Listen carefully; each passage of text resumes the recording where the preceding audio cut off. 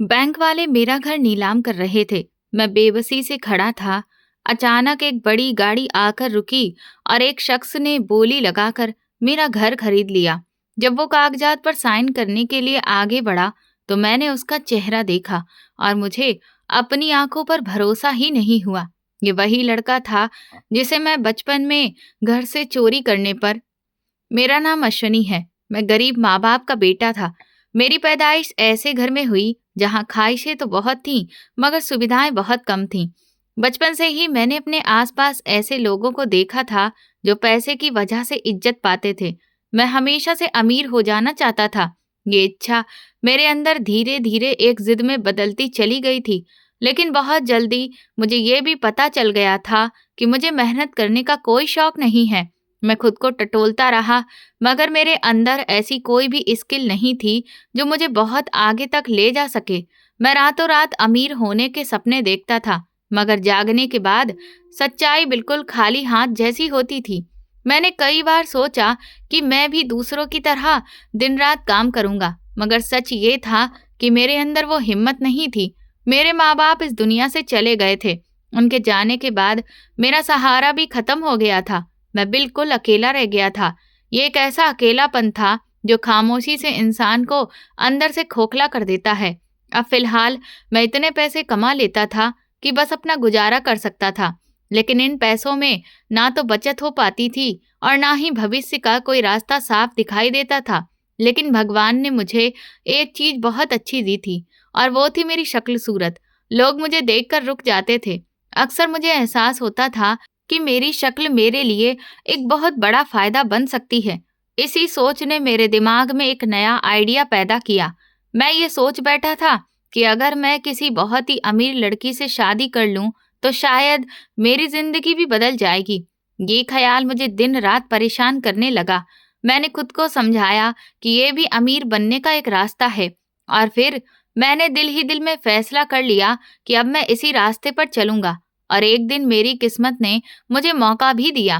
कहते हैं कि किस्मत हर इंसान को एक बार तो मौका जरूर देती है। कुछ लोगों को इस मौके की समझ ही नहीं आती और वे इसे बर्बाद कर बैठते हैं और कुछ लोग ऐसे मौके से तुरंत फायदा उठा लेते हैं। उस दिन भी कुछ ऐसा ही हुआ। मैं सड़क पर बैठकर यूं ही अपना वक्त काट रहा था। मेरे पास करने के लिए कुछ भी नहीं था।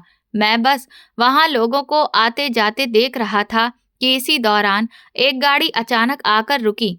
वो गाड़ी एक लड़की की थी। वो लड़की अपनी गाड़ी से उतरी। उसके चेहरे पर परेशानी साफ नजर आ रही थी। वो इधर उधर देखने लगी। बाकी लोग उसे देखकर भी आगे बढ़ते जा रहे थे। कोई भी उसकी मदद के लिए नहीं आ रहा था। मैंने एक लम्हे के लिए सोचा, फिर मैं उठकर आगे बढ़ा। मैंने उससे पूछा, क्या हुआ मैडम? वो बोली, दरअसल मेरी गाड़ी खराब हो गई है।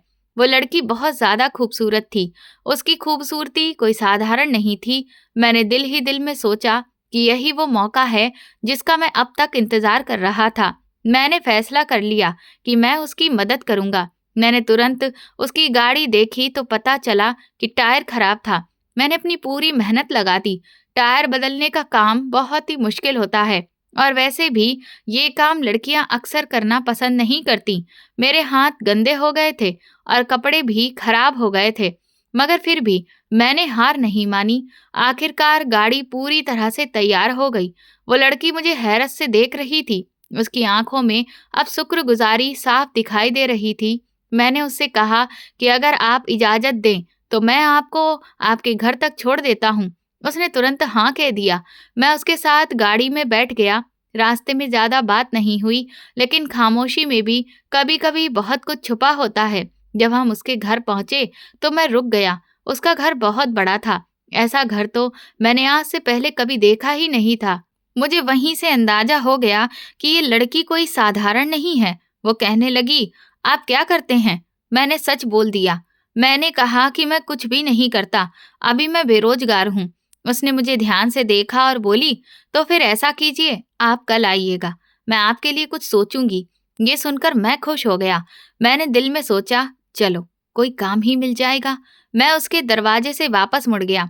मुझे उस वक्त ये पता नहीं था कि वो लड़की मुझसे मोहब्बत कर बैठी थी, लेकिन मुझे ये जरूर पता था कि वो एक अमीर बाप की रईस बेटी थी।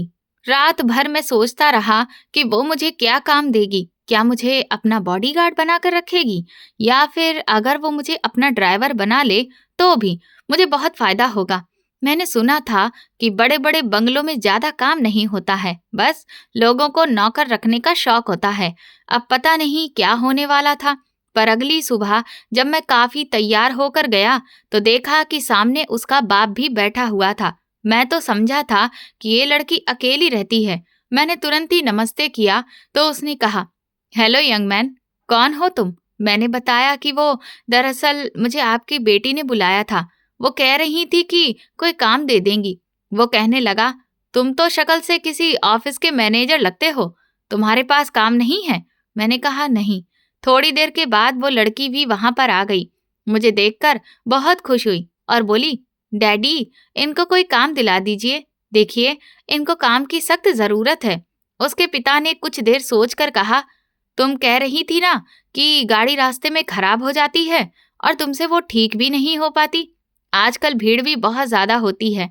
चलो, इसको तुम्हारा ड्राइवर ही रख देते हैं। ये गाड़ी भी चला लेगा और फिर अगर गाड़ी खराब हुई तो उसे ठीक भी कर देगा और तुम्हें कहीं आना जाना हुआ तो वहां भी छोड़ आएगा।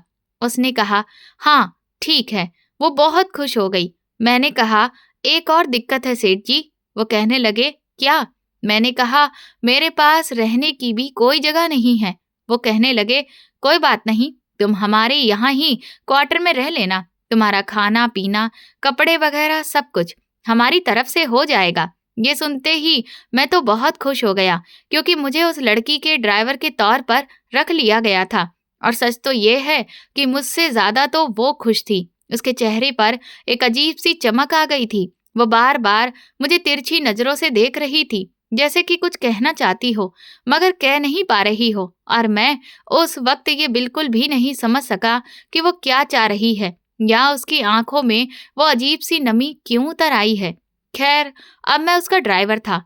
मेरे लिए ये किसी चमत्कार से कम नहीं था। मेरे पास रहने के लिए कमरा था जो काफी साफ सुथरा था और उस बड़े से घर में खाना भी बहुत अच्छा मिलता था।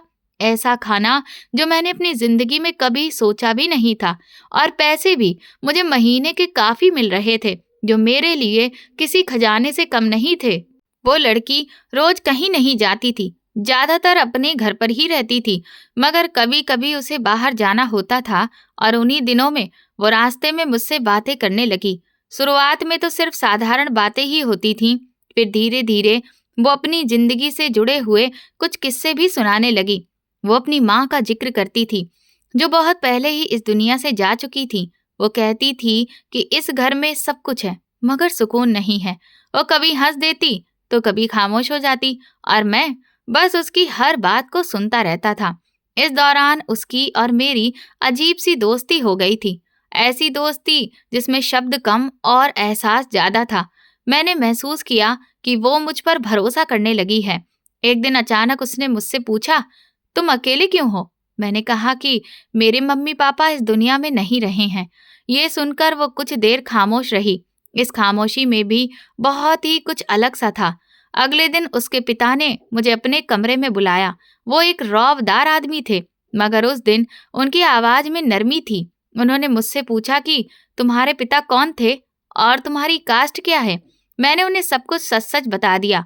वो ध्यान से सब सुनते रहे, फिर बोले, तुम तो अच्छे परिवार से लगते हो, फिर ये काम क्यों करते हो? मैंने कहा, दरअसल मैं अकेला रह गया हूँ और मेरे पास अब कोई सहारा नहीं था, इसीलिए मैं ये काम कर रहा हूँ। उन्होंने सिर हिलाया, जैसे कि वो सब कुछ समझ गए हों। उसके बाद दिन तेजी से गुजरने लगे। मैं उस जिंदगी का आदी हो चुका था। मुझे लगने लगा था कि शायद यही मेरी मंजिल है, मगर किस्मत को मुझे अभी और भी खेल दिखाने बाकी थे। एक दिन दोपहर के बाद अचानक शोर मच गया। मैंने देखा कि उसके पापा की तबीयत बहुत ज्यादा खराब हो गई थी। उसका नाम ज्योति था। वो घबरा कर रोती हुई मेरी तरफ दौड़ कर आई और बस इतना बोली कि पापा को तुरंत अस्पताल लेकर चलना है। उसकी आंखों में डर था, उसके हाथ भी कांप रहे थे। मैंने तुरंत गाड़ी निकाली और पूरी रफ्तार से हॉस्पिटल की तरफ रवाना हो गया। रास्ते में वो लगातार भगवान से प्रार्थना करती रही और बार बार अपने पापा को बुलाती रही। हम बाहर बैठकर इंतजार कर रहे थे। डॉक्टरों ने उन्हें तुरंत ही अंदर इमरजेंसी रूम में ले लिया और वो मेरे बाजू को मजबूती से पकड़कर बैठी थी, जैसे कि मैं ही उसका आखिरी सहारा हूँ। कुछ देर के बाद डॉक्टर साहब बाहर आए। उन्होंने कहा कि ये अपनी आखिरी सांसों पर हैं। ये सुनकर तो ज्योति जमीन पर बैठ गई। वो रोने लगी और कहने लगी कि मेरा तो इस दुनिया में कोई भी नहीं है, सिर्फ पापा थे। अगर वो भी चले गए तो फिर मैं तो अकेली रह जाऊंगी। उस वक्त मैंने उसे तसल्ली दी। मैंने कहा कि तुम अकेली नहीं हो, मैं तुम्हारे साथ हूँ। इसी दौरान किसी ने मुझे अंदर बुलाया। मुझे हैरानी थी कि मुझे क्यों बुलाया गया है। जब मैं अंदर गया तो देखा कि सेठ जी बिस्तर पर लेटे हुए थे। उनकी सांसें बहुत ही हल्की हो चुकी थीं। उन्होंने मुझे अपने पास बुलाकर कमजोर आवाज में कहा, मेरी बेटी अकेली हो जाएगी। मैं इस दुनिया में उसे अकेला छोड़कर नहीं जाना चाहता। तुम मुझे अच्छे इंसान लगते हो और वो खुद भी कह चुकी है कि वो तुम्हें पसंद करती है। इसलिए तुम उसका हाथ थाम लो, उससे शादी कर लो, ताकि मैं सुकून से इस दुनिया से जा सकूं। और वादा करो कि तुम उसका हमेशा ख्याल रखोगे। उस पल मेरे दिल में हजारों ख्याल एक साथ आ गए, मगर मैंने खुद को काबू में रखा और कहा कि जी, मैं आपसे वादा करता हूँ, मैं उससे शादी भी करूंगा और उसका हमेशा ख्याल भी रखूंगा। ये सुनकर उसके चेहरे पर अजीब सा सुकून आ गया और फिर उन्होंने आंखें बंद कर ली और कुछ ही देर के बाद वो इस दुनिया से अलविदा कह गए। उस लम्हे मैंने एक तरफ मौत का नजारा देखा था और दूसरी तरफ अपनी किस्मत के दरवाजे को खुलते हुए देखा था। सेठ साहब के जाने के बाद सब कुछ बहुत तेजी से बदल गया। बंगला वही था, वही गाड़ियां थीं, वही कारोबार और दौलत भी वही थी, लेकिन अब ये सब कुछ किसी न किसी तरह से मेरे नाम होने वाला था। ज्योति पूरी तरह से टूट चुकी थी, मगर मेरे एक वादे ने उसे संभाल लिया। उसने सबके सामने कहा कि वो मुझसे शादी करना चाहती है। फिर हमने बहुत ही सादगी से शादी की। ना तो कोई शोर शराबा था और ना ही कोई दिखावा। वो मेरी पत्नी बन गई और वो मुझ जैसा खूबसूरत पति पाकर बहुत ज्यादा खुश थी। उसकी आंखों में गर्व था। उसके व्यवहार से लगता था जैसे मैंने उस पर कोई बहुत बड़ा एहसान कर दिया हो। हालांकि हकीकत तो यही थी कि उसने मुझ पर जिंदगी का सबसे बड़ा एहसान किया था। मगर उस वक्त हम दोनों ही बहुत खुश थे। हमें दौलत भी मिल गई थी और एक दूसरे का साथ भी, पर हमें जरा सा भी अंदाजा नहीं था कि आगे हमारी जिंदगी में क्या होने वाला है और ये खुशी किस किस की कीमत पर मिलने वाली है। मुझे बिजनेस के बारे में धीरे धीरे ज्योति ने ही समझाना शुरू किया। तब जाकर मुझे एहसास हुआ कि ये कोई नया या कमजोर कारोबार नहीं था, बल्कि एक मजबूत और अच्छे से चला हुआ बिजनेस था, जिसकी जड़ें बहुत गहरी थीं। उसे किसी ऐसे आदमी की जरूरत नहीं थी जो सुबह से रात तक दौड़ भाग करे, बल्कि बस किसी ऐसे इंसान की जरूरत थी जो सब लोगों के ऊपर ऑर्डर चला सके, डिसीजन ले सके, फाइलों पर दस्तखत कर सके और भरोसे के साथ कुर्सी पर बैठ सके। और वो इंसान अब मैं बन चुका था। शुरू शुरू में मुझे ऑफिस का माहौल अजीब सा लगता था। इतने सारे लोग मेरे सम्मान में खड़े हो जाते थे, मुझे तुरंत ही गुड मॉर्निंग, गुड इवनिंग ये कहकर विश करते थे। मेरी एक एक बात को बहुत ध्यान से सुनते थे। हालांकि कुछ समय पहले तक मैं खुद दूसरों के एहसान पर जी रहा था, मगर मैं कोई अनपढ़ आदमी नहीं था। इसीलिए धीरे धीरे मुझे भी चीजों की समझ आने लगी। मैंने सारा हिसाब किताब सीख लिया, लोगों के चेहरों से उनकी नीयत पहचानना सीख लिया और ये भी जान लिया कि कहाँ पर नरम होना है और कहाँ पर सख्ती दिखानी है। ज्योति हर कदम पर मेरे साथ खड़ी थी। वो मुझे बताती थी कि उसके पापा किस तरह फैसले किया करते थे, कौन सा आदमी वफादार है और कौन सिर्फ अपना फायदा ही देखता है। उसकी बातों में अनुभव था और मैं खामोशी से सब कुछ सीख रहा था। इसी दौरान एक दिन उसने मुझे बताया कि वो माँ बनने वाली है। ये सुनकर मेरे दिल में ऐसी खुशी महसूस हुई जिसे मैं शब्दों में बयां नहीं कर सकता। मैंने पहली बार महसूस किया कि मेरी जिंदगी वाकई में पूरी होने जा रही है। घर का माहौल बदल गया था। ज्योति के चेहरे पर एक अलग ही चमक आ गई थी। वो बच्चों के कपड़े देखती थी, उनके नाम सोचती रहती थी और उनके भविष्य को लेकर सुनहरे सपने बुनती रहती थी, और मैं उसे खामोशी से देखता रहता था। फिर वो दिन भी आ गया जब हमारे घर पहले बेटे की पैदाइश हुई। जब मैंने उस बच्चे को देखा तो मुझे ऐसा लगा जैसे मैं खुद को ही सामने देख रहा हूँ। वो बिल्कुल मुझ पर गया था। हूबहू उसका चेहरा, उसकी आंखें, सब कुछ मेरे जैसा ही था। उसे गोद में लेते हुए मेरे हाथ कांप रहे थे। उस दिन मुझे एहसास हुआ कि दौलत से भी ज्यादा कीमती चीज औलाद होती है।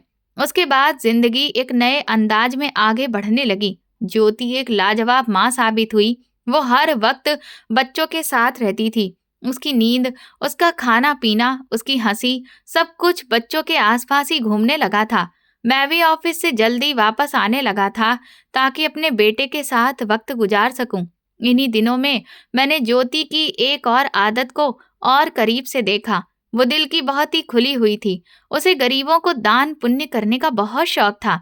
हमारे घर के दरवाजे से कभी कोई मांगने वाला खाली हाथ नहीं जाता था। मैं कभी कभी उसे समझाता भी था, मगर वो बस मुस्कुरा देती थी।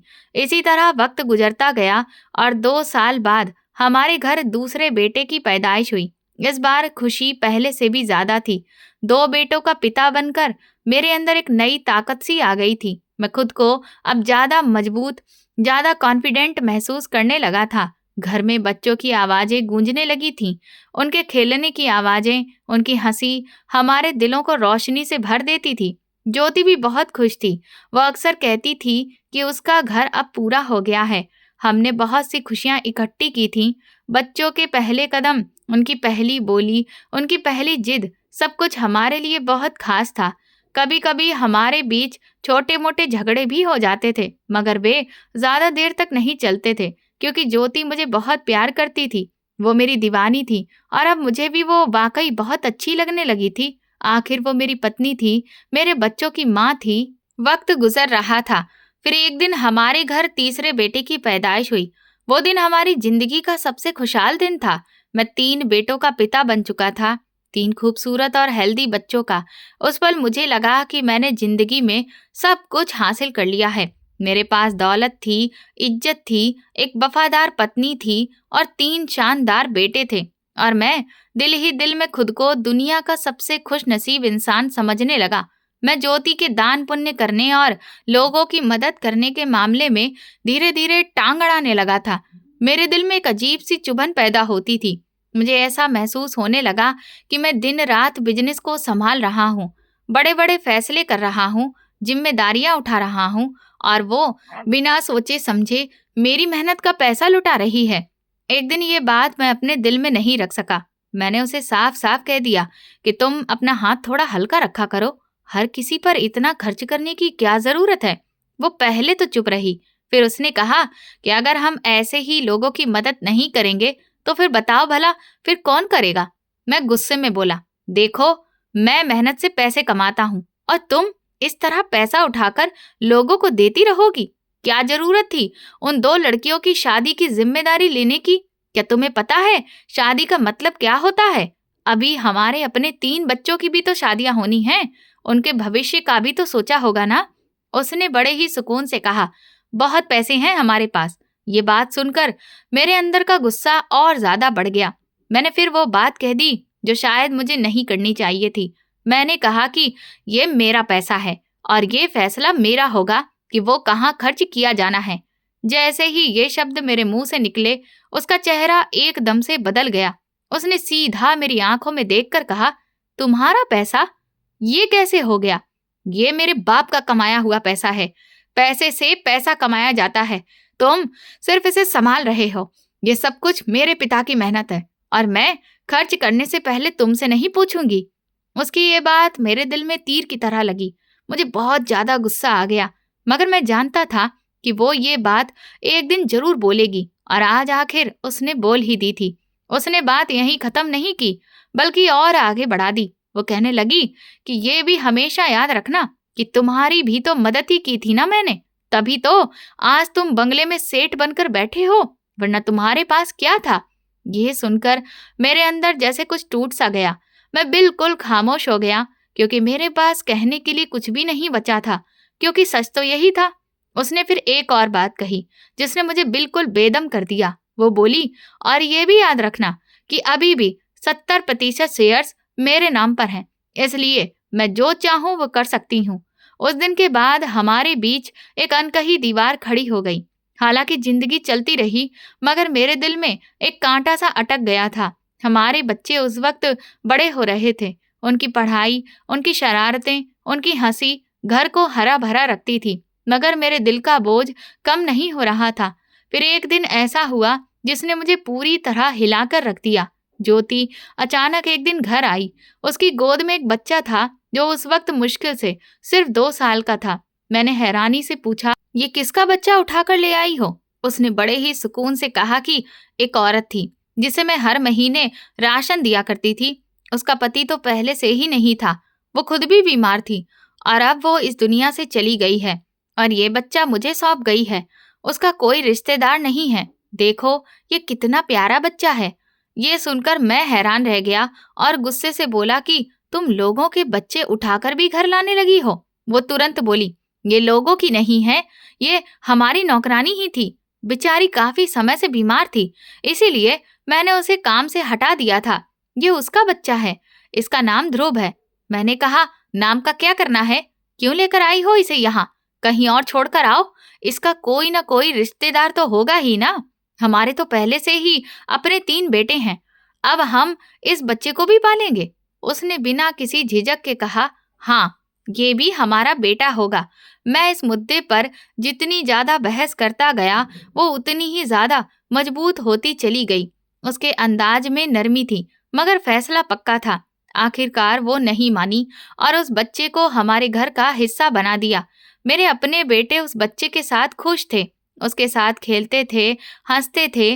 घर में नौकरानी भी थी जो उसे संभालने में मदद करती थी, मगर मैं अंदर से परेशान था।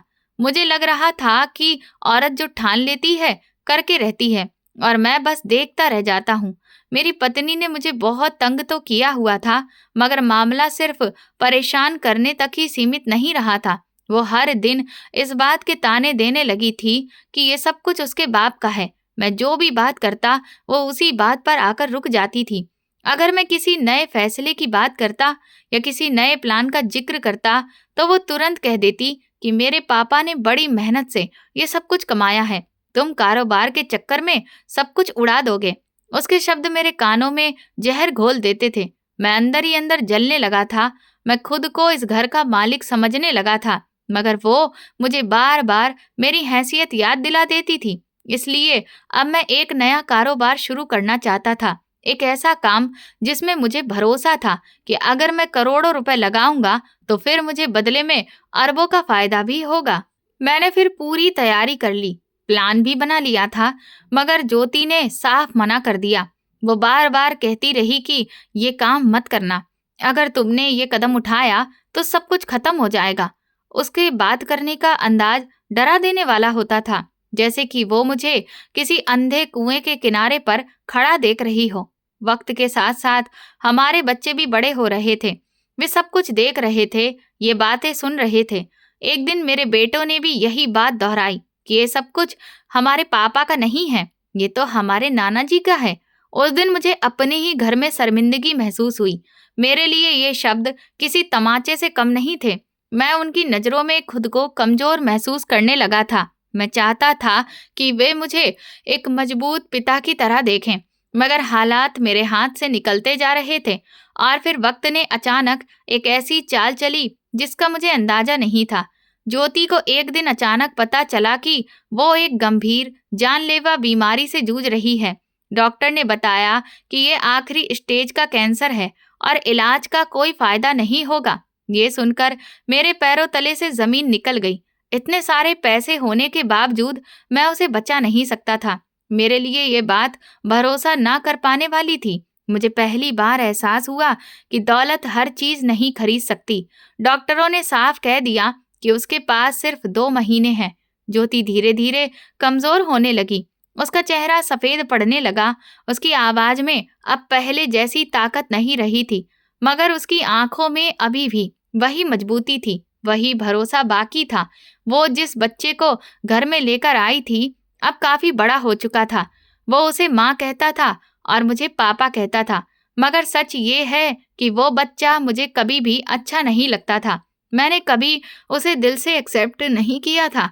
वो मुझे हमेशा एक बोझ जैसा लगता था, मगर ज्योति उसे बहुत प्यार करती थी। उसे अपने सीने से लगाकर रखती थी, जैसे वही उसकी असली औलाद हो। बीमारी के दिनों में वो ध्रुव को अपने पास बुलाती, उसके सिर पर हाथ फेरती, उसे खूब प्यार करती। और फिर वो दिन भी आ गया जब ज्योति मुझे अपने पास बुलाया। उसकी आवाज में बहुत धीमी थी। उसने मेरी तरफ देखा और कहा, मुझे पता है कि तुम अपनी औलाद का बहुत ख्याल रखोगे, मगर ध्रुव का भी तुम ख्याल रखना। ये कहकर उसकी आंखों से आंसू बहने लगे। मैंने उसी लम्हे वादा कर दिया कि मैं ध्रुव का ख्याल रखूंगा, शायद इसलिए कि उस वक्त मेरे पास और कोई भी जवाब नहीं था। कुछ दिन बाद ज्योति दुनिया से चली गई। सच कहूं तो मुझे बहुत दुख हुआ। मैं उसके जाने पर रोया भी। मेरा घर सुनसान हो गया था। बच्चों की आंखों में खामोशी पसर गई थी, मगर उसी के साथ एक और एहसास भी मेरे दिल में पैदा हो रहा था। अब सब कुछ मेरे हाथ में आ चुका था। अब कोई मुझे ये याद दिलाने वाला नहीं था कि ये सब कुछ ज्योति के बाप का है। अब कोई मेरे फैसलों में रुकावट नहीं डाल सकता था। अब मैं जैसे चाहूं बिजनेस को संभाल सकता था। मैं अक्सर सोचता था कि कई बार हम ये समझते हैं कि हम किसी से प्यार करते हैं, मगर सच्चाई तो ये होती है कि हमें उसके साथ रहने की सिर्फ आदत होती है। मेरे साथ भी यही था। मुझे ज्योति से प्यार नहीं था, मुझे बस उसके साथ रहने की आदत थी, क्योंकि वो मेरे लिए हमेशा एक मौका रही थी। एक ऐसा मौका जिससे मैंने अपनी जिंदगी बदल ली थी, और अब वो जा चुकी थी और मैं आजाद था। और अब ये सब कुछ मेरा हो चुका था। मैं अब इसे अपने तरीके से चलाना चाहता था। अब मेरी पत्नी इस दुनिया में नहीं रही थी। उसके जाने के बाद घर की वो रौनक भी खत्म हो गई, जो खामोशी में भी एक चमक रहती थी। मैंने खुद को पूरी तरह से बिजनेस में झोंक दिया। मैं दिन रात फाइलें देखता, फैसले करता, मीटिंग्स में बैठता और नए प्लान बनाता रहता। मेरे लिए अब घर सिर्फ रात को सोने की जगह बन गया था। मैं समझता था कि मैं सब कुछ ठीक कर रहा हूँ। मैं ये मानने को तैयार ही नहीं था कि असल में मैं सब कुछ बिगाड़ रहा हूँ। बच्चे अपनी माँ के बगैर हो गए थे। वे सुबह स्कूल जाते, शाम को अपने कमरों में बंद हो जाते। उन्हें कोई पूछने वाला नहीं था, कोई समझने वाला नहीं था। मैं पैसे को ही सब कुछ समझ बैठा था। मुझे लगता था कि अगर मैं उन्हें हर सुख सुविधा दे रहा हूँ तो फिर मैं एक अच्छा बाप हूँ। पैसा अब हद से ज्यादा था। वे जो चाहते थे उन्हें मिल जाता था। महंगे कपड़े, महंगे फोन, महंगी गाड़ियां, दोस्तों की पार्टियां, देर रात तक घर आना, मैं सब अपनी आंखों से देख रहा था, मगर कुछ भी कहता नहीं था, क्योंकि मेरे पास वक्त नहीं था, या शायद मेरे पास हिम्मत नहीं थी।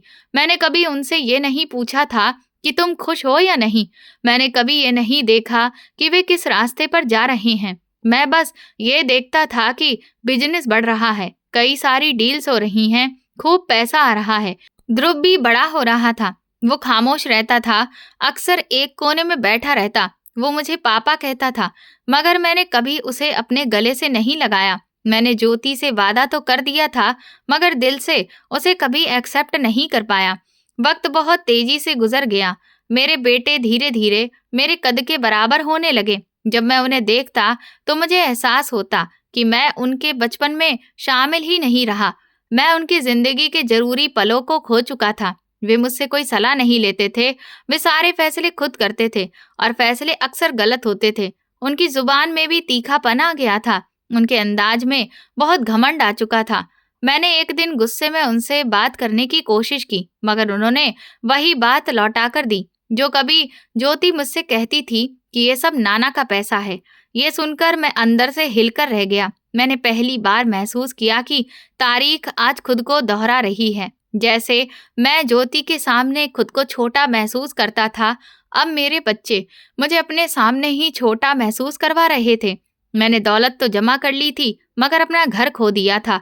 मैंने अधिकार तो पा लिया था, मगर रिश्तों को हार गया था। रातों को मैं अकेला बैठा सोचता रहता।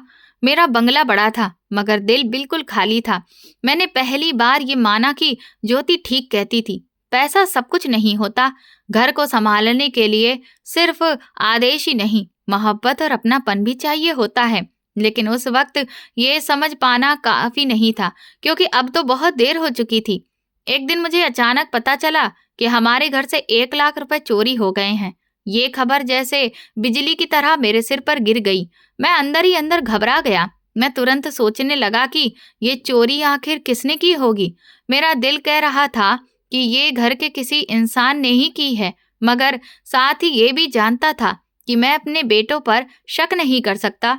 वो मेरा खून है और मैं उनकी पर्सनैलिटी को हमेशा भरोसे के काबिल ही मानता रहा हूँ। तो फिर आखिर चोर कौन था? ये सोचते ही मेरा दिमाग ध्रुव की तरफ गया। ध्रुव, वो बच्चा जिसे ज्योति ने अपने आखिरी दिनों में हमारे घर छोड़ा था, जिसका खून मेरे और ज्योति के परिवार से नहीं था, जिसे मैंने कभी दिल से नहीं अपनाया। मैंने सोचा ये चोरी उसी का काम है, मगर ये सोचना भी मेरे लिए अजीब था, क्योंकि मैं जानता था कि उसने हमेशा सिर झुकाकर ही इस घर में अपना वक्त गुजारा था। मगर उस पल में मैं उसके बारे में शक करने लगा था। मैंने उसके चेहरे पर ध्यान दिया, उसके हाथों को देखा, उसके अंदाज को समझा और अंदर ही अंदर फैसला कर लिया कि इस चोरी में उसका हाथ जरूर है। मैंने ध्रुव से साफ साफ कहा कि ये चोरी तुमने की है और अब तुम्हें यहाँ से बाहर जाना पड़ेगा। मैंने उसके सामने पूरी बात रखी, किस तरह ज्योति उसे लेकर आई थी और फिर वो औरत अब इस दुनिया में नहीं रही। ज्योति की आखिरी इच्छा थी कि उसका ख्याल रखा जाए, मगर तुमने कभी भी उस औरत की निभाई हुई जिम्मेदारी को महसूस ही नहीं किया और अब तुमने ये पैसे चोरी कर लिए हैं, इसीलिए अब यहाँ तुम्हारे लिए रहना मुमकिन नहीं है। ध्रुव ने डटकर जवाब दिया कि उसे यहाँ से भेजा नहीं जा सकता। वो क्या करेगा? उसकी पढ़ाई भी चल रही है। ये सुनकर मेरा गुस्सा और बढ़ गया। मैंने उसके कंधों को धक्का दिया और कहा कि जाओ, तुझे यहाँ पर जो लाया था ना, वो मर चुकी है और हमारे साथ तेरा कोई भी रिश्ता नहीं है। अगर तू अपने ही घर में चोरी करेगा तो हम तुझे यहाँ क्यों रखेंगे? ये सुनकर उसकी आंखों में आंसू आ गए, मगर उसने हिम्मत नहीं हारी। मैंने उसे धक्के देकर घर से बाहर निकाल दिया। वो कहाँ गया ये मुझे आज भी नहीं पता। मैंने ज्योति की आखिरी बात भी बुला दी थी। उसने कहा था कि ध्रुव का ख्याल रखना, मगर मैंने वो वादा अपने दिल से निकाल दिया और जिंदगी की दौड़ में उसे याद नहीं रखा। फिर वो दिन आया जिसने मेरी जिंदगी के आने वाले 10 सालों के नक्शे ही बदल दिए। मैंने वो कारोबार शुरू किया जिसे लेकर ज्योति ने मुझे रोका था, जिसमें करोड़ों रुपए लगते थे और जिसे लेकर मेरी कमाने की चाह अंधी हो चुकी थी। मैंने करोड़ों रुपए लगा दिए और अपनी प्लानिंग की हर छोटी बड़ी बात का हिसाब भी रखा, मगर किस्मत का खेल अजीब था। मैं वो नहीं कमा सका जिसकी उम्मीद थी। जो कुछ बचा वो भी मेरे बेटों ने छीन लिया। वे पैसा लेकर विदेशों में अय्याशी करने चले गए। वो खुशी जो कभी घर में हंसी की शक्ल में गूंजती रहती थी, अब सिर्फ खाली कमरों में गूंज रही थी। घर की गाड़ियां भी बिक गईं, सारा सामान भी बिक गया और अब बस एक ही रास्ता बचा था। जिन लोगों से कर्ज लेकर कारोबार चलाया था, उनके पैसे वापस करना। वे लोग मेरे पीछे पड़ गए थे, कर्ज मांग रहे थे और मुझे पता था कि अगर वक्त पर पैसा नहीं चुकाया तो वे मेरी बची कुची संपत्ति पर कब्जा करने की कोशिश करेंगे। मैं पूरी तरह अकेला रह गया था। घर में सिर्फ एक नौकर था जो मेरे लिए खाना बना देता था, मगर मैंने उसकी सैलरी भी 6 महीने से नहीं दी थी। वो भी चुपचाप सारा काम करता रहा, मगर मैं जानता था कि एक दिन वो भी यहाँ से चला जाएगा। ये सोचकर दिल में अजीब सा डर पैदा होता था। मैंने कभी नहीं सोचा था कि ऊंचाई के बाद गिरावट भी इतनी दर्दनाक हो सकती है। मैंने अपने ससुर की मेहनत से कमाया हुआ सारा पैसा, जो कभी मेरे लिए पावर और भरोसे का जरिया था, खुद ही उड़ा दिया। मेरे बेटे जो कभी मेरे साथ खेलते थे, जिनकी आंखों की चमक देखकर मुझे गर्व महसूस होता था, अब अपने अपने रास्तों पर थे और अपनी दुनिया में खो चुके थे और यहाँ मैं बस देख रहा था। मेरा सवाल अब ये था कि औलाद मुझे छोड़कर भाग चुकी थी। अकाउंट में जो कुछ था वो भी उनके हाथ में चला गया था और मेरे पास सिर्फ एक ही चीज बची थी, मेरे फैसले और मेरा दिमाग। मगर ये भी काफी नहीं था। कर्जदार मेरे पीछे पड़े थे और हर पल मेरे दिमाग में यही सवाल घूमता रहता था कि अगला कदम क्या होगा। मेरे पास अब सिर्फ एक ही रास्ता बचा था, इस घर को नीलाम कर देना, कर्जदारों को पैसे वापस करना और अपनी जान बचाना। मगर ये सोचकर ही दिल बैठ जाता था कि आखिर इसके बाद मैं कहाँ रहूंगा, सड़क पर कहाँ भटकूंगा। ये घर जो कभी खुशियों से भरा था, अब मेरे लिए एक बोझ बन चुका था। ये 10 साल पूरी तरह मेरी जिंदगी बदल चुके थे वो कारोबार जिसे शुरू करने से ज्योति ने मुझे रोका था, मैंने वही शुरू किया। करोड़ों लगाए और कुछ हासिल नहीं हुआ, सब कुछ खो दिया। अब घर बड़ा था मगर दिल पूरी तरह खाली था। मैं रोजाना हिसाब किताब देखकर बस यही सोचता रहता था कि ये सब कब खत्म होगा। अकेलेपन में मैं अक्सर बैठकर सोचता कि इंसान की जिंदगी कितनी नाजुक होती है। एक दिन सब कुछ पास होता है, दौलत, इज्जत, औलाद, परिवार, और अगले ही दिन सब कुछ हाथ से निकल जाता है। मैंने सच में महसूस किया कि दुनिया की सारी दौलत भी इंसान को अकेला होने से नहीं बचा सकती। मैंने सोचा शायद ये सब मेरे अपने कर्मों का फल है। मैंने ज्योति की बातें और उसकी सलाह नजरअंदाज की, ध्रुव के लिए किया गया वादा भी भुला दिया, और आज सब कुछ मेरे हाथ से निकल चुका था। कर्जदार मेरे पीछे पड़े थे और मैं अपने लिए भी कोई रास्ता ढूंढ नहीं पा रहा था। मुझे समझ में ही नहीं आ रहा था कि ये सब कुछ अब कैसे संभाला जाए। मैंने सोचा कि अगर घर नीलाम नहीं हुआ और कर्जदारों को पैसे वापस ना किए तो लोग मुझ पर केस करेंगे, फिर अदालत में कार्रवाई चलेगी और फिर तो मैं पूरी तरह बेसहारा हो जाऊंगा। लेकिन अगर मैं ये कदम उठाऊं तो मुझे खुद भी अपना घर छोड़ना पड़ेगा। ये सोचकर मेरा दिल कांप उठा। एक छोटी सी नीलामी रखी गई थी जिसके लिए मैंने अपने घर पर बहुत सारे लोगों को बुला लिया, मगर उस दिन मेरा दिल खून के आंसू रो रहा था। मैं घर के हर कोने को देख रहा था, हर कमरे में गुजरी हुई यादें, हंसी, खुशी, गुस्सा और प्यार भरे वो लम्हे सब याद आ रहे थे। ये घर मेरी पत्नी के लिए बहुत खास था और मुझे भी अब ये घर अपना लगने लगा था। ये वो जगह थी जहां मैंने जिंदगी के कई साल गुजारे थे। हर दीवार और हर खिड़की मेरे लिए एक यादगार बन चुकी थी और आज मैं उसे नीलाम होते देख रहा था। ये नज़ारा देखना मेरे लिए सबसे मुश्किल काम था। मुझे एहसास हुआ कि सड़कों पर रहने का दुख कुछ भी नहीं, लेकिन अपने ही घर को जिसमें इतनी यादें बसी हों, दूसरे के हाथों जाता देखना दिल तोड़ देने वाला होता है। नीलामी के दौरान एक आदमी गाड़ी के अंदर बैठा हुआ था और बोलियां लगा रहा था। उसकी बोलियां सबसे बड़ी थीं और मैं देखकर हैरान हुआ कि ये कौन हो सकता है। दिल में उत्सुकता भी थी और एक अजीब सा डर भी, मगर सच्चाई ये थी कि मुझे इसमें दिलचस्पी नहीं थी कि मेरा घर कौन ले जाएगा। असली बात ये थी कि मेरा घर जा रहा था और मैं बस खामोशी से सब कुछ देख रहा था। फिर बोली खत्म हुई और सबसे बड़ी बोली उसी ने लगाई और वाकई वो जीत गया। घर उसके नाम हो गया। उसका एक आदमी पास ही बैठा था। उसने कहा कि मैं नए मालिक को कागजात दे दूं। मैंने सख्ती से कहा कि नहीं, मुझसे ये दुख बर्दाश्त नहीं होगा, इसीलिए तुम जाओ और खुद ही जाकर दे दो। मगर थोड़ी देर के बाद वो आदमी दोबारा आया। उसके चेहरे पर अजीब सी संजीदगी थी और आंखों में नमी थी। उसने कहा कि मालिक चाहते हैं कि पुराने मालिक खुद ही कागजात दें। मेरे दिल में आया कि शायद ये सब भी बर्दाश्त करना पड़ेगा। फिर मैं उसकी तरफ आगे बढ़ा। तभी नया मालिक गाड़ी से बाहर आया। जब मैंने उसे देखा तो मेरी हैरानी का ठिकाना नहीं रहा। ये कोई और नहीं बल्कि ध्रुव था, वही बच्चा जिसे मैंने कई साल पहले घर से निकाला था, वही बच्चा जिसे ज्योति ने अपने आखिरी दिनों में हमारे घर पर छोड़ा था। ध्रुव की आंखों में आंसू थे और उसके हाथों में कागजात नहीं बल्कि उसने कागजात मेरे हाथों में रख दिए। उसने कहा, पापा, ये घर आपका है, मैं किसी और को कैसे दे सकता था। ये घर मैंने आपके लिए ही वापस खरीदा है और जो पैसे आपको मिले हैं उनसे आप अपना कर्ज उतार लीजिए। मेरी आंखों में आंसू खुद ब खुद बहने लगे। वही बच्चा था जिसे मैंने कभी अपना बेटा नहीं समझा, जिसे मैंने अपने प्यार से दूर रखा, और आज वही मेरे लिए खुशी का कारण बन गया था। उसने ये सब कुछ मेरे लिए किया, बिना किसी शिकायत के, बिना किसी शर्त के। मैंने हैरानी से पूछा कि तुमने ये पैसे कहाँ से कमाए? वो मुस्कुराकर बोला, ये बहुत लंबी कहानी है, फिर कभी सुनाऊंगा, लेकिन ये घर अब आपका है, आपका। यहाँ से कोई नहीं निकालेगा आपको, और आपको अब काम करने की भी जरूरत नहीं है। मेरा अपना बिजनेस है। मेरा दिल उस पल पूरी तरह भर आया। मैंने कहा, मुझे माफ कर दो बेटा, मैंने तुम्हें हमेशा पराया समझा।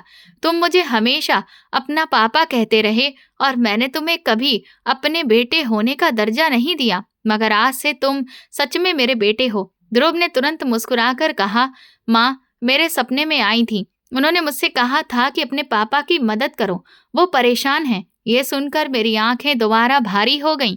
मैंने उसे गले लगाया, उसका सिर अपने सीने से लगा लिया। वही बच्चा जो कभी मेरे लिए बोझ था, आज मेरे लिए सब कुछ बन गया था। उसने ना सिर्फ मेरा घर वापस खरीदा, बल्कि मेरे कर्ज भी उतार दिए। मेरे लिए ये लम्हा किसी चमत्कार से कम नहीं था।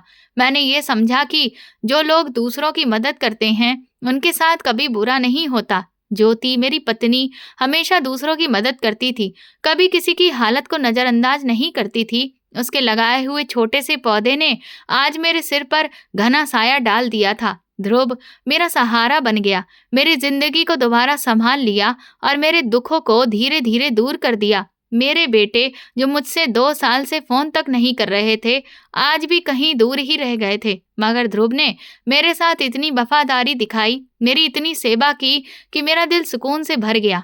वो सुबह से शाम तक मेरे साथ रहता, मेरे काम में हाथ बटाता और हर पल मेरा ख्याल रखता। मैंने महसूस किया कि जिंदगी सच में एक अजीब सा खेल है। कभी इंसान सोचता है कि सब कुछ खत्म हो गया, सब कुछ खो गया, मगर अचानक एक ऐसा पल आता है जब सब कुछ वापस भी मिल जाता है। और ये पल ध्रुव के आने से मेरे लिए आया था। धीरे धीरे मैंने अपने सारे कर्ज चुका दिए और फिर ध्रुव ने मेरे बिजनेस में भी सहयोग किया। कुछ सालों के बाद मैंने धूमधाम से ध्रुव की शादी की। अब जो मेरा घर कुछ साल पहले बिल्कुल वीरान सा हो गया था, आज ध्रुव के बच्चों की हंसी और शरारत से गूंज रहा है और मैं एक बहुत ही सुकून भरी जिंदगी अपने नए परिवार के साथ गुजार रहा हूँ। आज ज्योति मेरे साथ नहीं है, लेकिन वो ध्रुव के रूप में मुझे एक नया तोहफा देकर गई है, जिसने मेरी जिंदगी की वीरानी को पूरी तरह से खत्म कर दिया है। तो दोस्तों, अगर आपको ये कहानी पसंद आई है तो कमेंट करके जरूर बताएं। वीडियो को लाइक करें, हाइप दें और ज़्यादा से ज़्यादा शेयर करें। चैनल पर नए हैं तो सब्सक्राइब करें और नोटिफिकेशन बेल दबाएं ताकि अगली अपडेट सबसे पहले आपको मिले। ये कहानी केवल शिक्षा और मनोरंजन के उद्देश्य से बनाई गई है, जो पूरी तरह से काल्पनिक है। इसमें वर्णित पात्र, घटनाएं और स्थान वास्तविक जीवन से कोई संबंध नहीं रखते। किसी भी व्यक्ति, समाज या वर्ग की भावनाओं को ठेस पहुंचाने का उद्देश्य नहीं है। धन्यवाद।